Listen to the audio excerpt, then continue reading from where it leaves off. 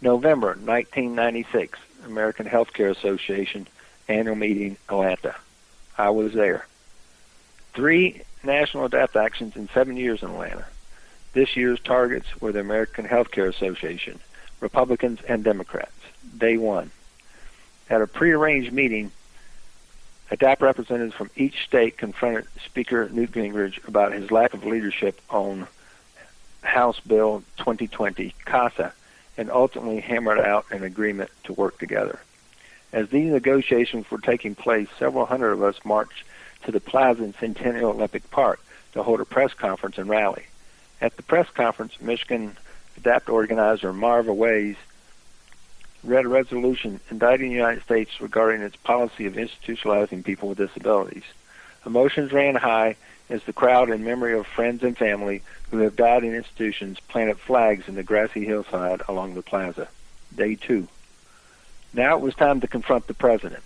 During the process of taking over the Georgia Democratic headquarters, 86 of us got arrested. It was the eve of the general election. Ironically, Clinton lost Georgia. Faye Boner used her Arkansas connections to get the White House to call Air Force One. Special Assistant to the President, Alexis Herman, was flown to Atlanta to negotiate. She listened to our concerns and agreed to set up a meeting with the President in the first quarter of 1997. The protest ended about 11 p.m. One by one, we were released. Day 3. It had been a late night, so we started out later than usual. We headed to the Georgia Nursing Home Association. We shut down their offices and ultimately a 6-lane highway in front of the building. By 6 p.m., Fred Watson, the association's executive director, was delivered to us by the police. Georgia ADAPT asked for his support for their state version of CASA, but all we got was lip service and head patting. At that point, we lined up and marched to the nearest MARTA station. After arriving at our rendezvous point, we marched to the Akka Hotel, the Marriott Marquis. Red plush this and gleaming chrome that. Crystal dangling from here and mirrors sparkling from there. The 30-plus story high open atrium in the center of the building. We handcuffed ourselves together and started chanting. The echo worked its way up the atrium to all the interior rooms. Looking down on us, Fred's fellow ACA members.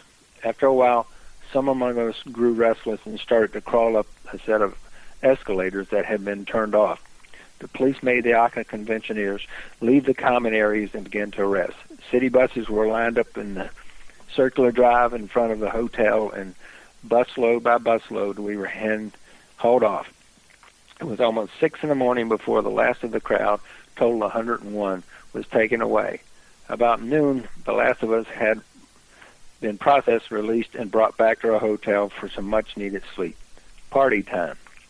After a long nap, wrap-up meeting, and a Southern buffet supper, DJ Leonard Roscoe, himself free from a state hospital in Georgia, had us rocking and rolling. Intense private conversations, political debates, and plenty of laughter punctuated the party as folks from across the country enjoyed our last few hours in the South. A little history. A brick has been placed in Olympic Centennial Park at Marker 200 to commemorate this and the previous actions in Atlanta.